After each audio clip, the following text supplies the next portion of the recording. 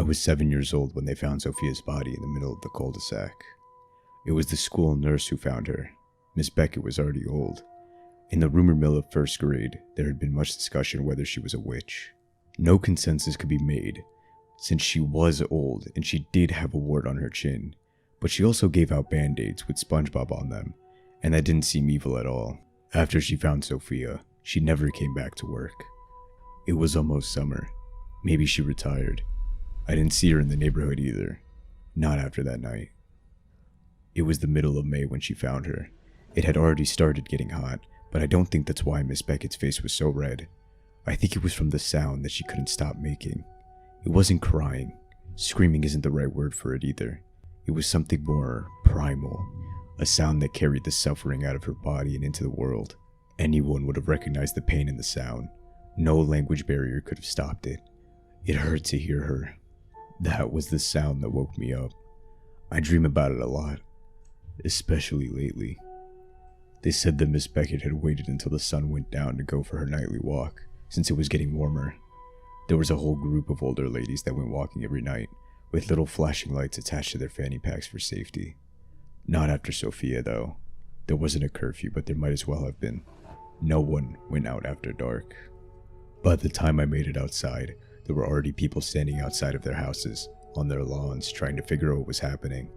And that sound, that keening, going on and on and on and on.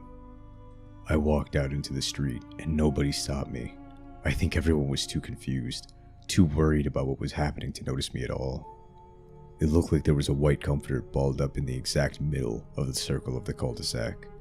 It was amber in the street lights, but absolutely pristinely clean. Not a speck of dirt marred it, even though it was sitting right there in the middle of the asphalt. I came closer, passing Miss Beckett. I took quick steps, like at any minute she might pop up like a jack-in-the-box from where she lay on the pavement, sobbing out her misery. I didn't want to see her face.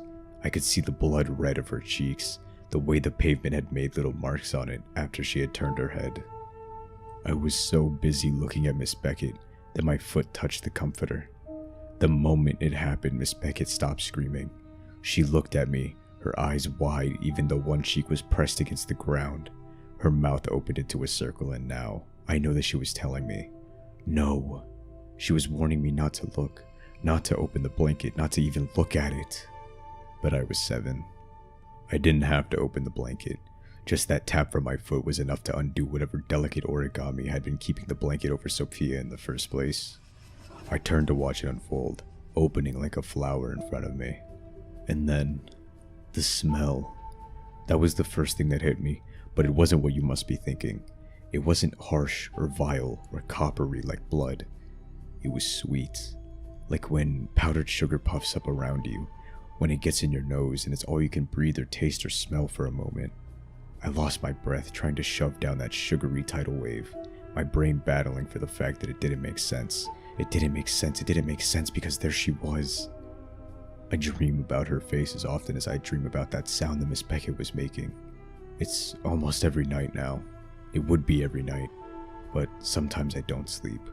I'd rather stay awake than face her again. Her skin was the soft purple of twilight, lavender even in the amber light. Her eyes looked at me, wide and frightened.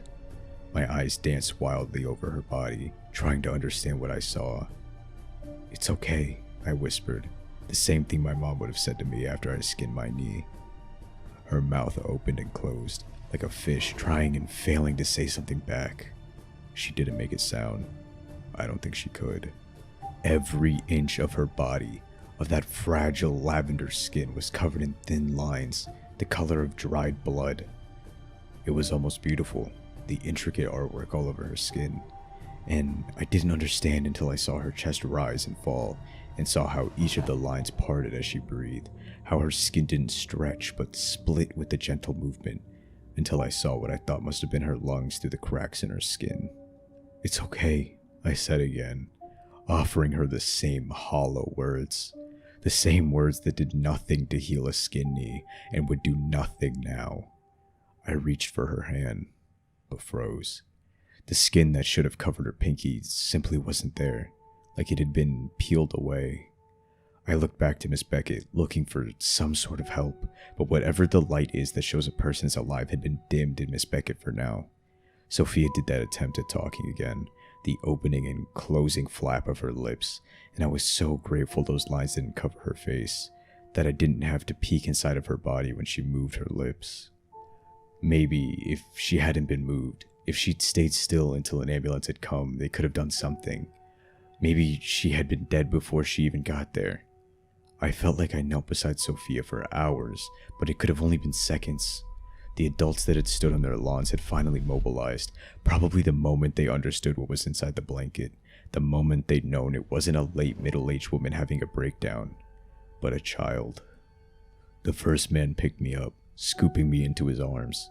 He was trying to spare me the worst of it, but I could see over his shoulder as the next one knelt beside Sophia and tried to lift her. It made sense that he wanted to get her out of the street, to move her to somewhere safer. He wasn't thinking because, how could he know? How could he have imagined? But Miss Beckett knew. She had touched Sophia's hand, had ruined the artwork of her pinky finger. She managed one last howl before it was too late, before Sophia was lifted off the ground, before Sophia simply unraveled. There wasn't enough to hold her together anymore. She came apart in his arms, skin sloughing off bones and muscles, falling back onto the white comforter to finally stain it with the colors of her death. There was more screaming then, from all of us.